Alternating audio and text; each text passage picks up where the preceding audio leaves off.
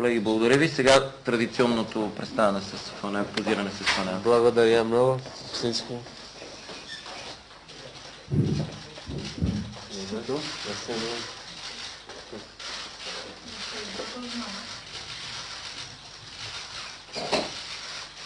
Até agora tem estado tudo a correr bem, tudo bem com os colegas, com o grupo técnico, tem estado tudo a correr bem, todos me receberam muito bem.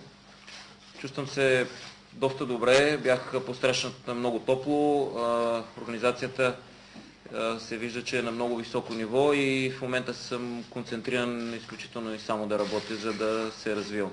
Eu peço a eles, posso sair, eu não quero ficar aqui, posso sair.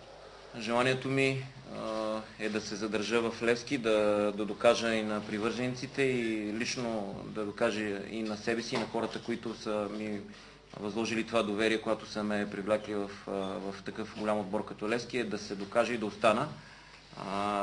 Без съмнение, организацията в отборите, в които съм бил и тази, която е в Левски, разликата е много голяма. Проблема, в отговор на вашия въпрос, според него проблема е точно това, че досегашните му клубове по един или друг начин не са били коректни спрямо него. И той е търсил своите права и искал да се развива и да попадне на отбор, в който всичко е на високо ниво. Ok, mas eles diziam, vem jogar, porque...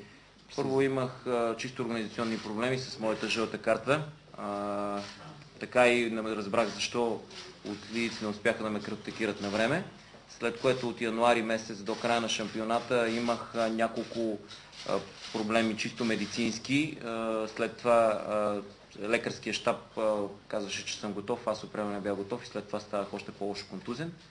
И така на 3 пъти ме пускаха невъзстановени и наистина за мен това беше недопустимо. Não foi por minha culpa que eu saí do TSK e espero que eles compreendam isso. É uma razão puramente profissional. Относно първата част на въпроса, не очаква да има някакви проблеми с привържениците на предишният му клуб. Винаги е имал добри отношения с тях, видимо имал е взаимен респект от двете страни. Те са наясно защо той е напуснал ЦСК и предполага, че го разбират за неговите действия. E outra metade da pergunta que se trata de que esperas que é nível, podes mostrar nível mais alto aqui no Levski que... Sim, sem dúvida, espero que sim. E acho que sim. Другата част на въпроса е, че се надява да оправдае очакванията на Даниел Боримиров и на спортно-техническия щаб като цяло и разбира се на привържениците да покаже още по-високо ниво от това, което е показал в България до момента. Sair da Bulgária.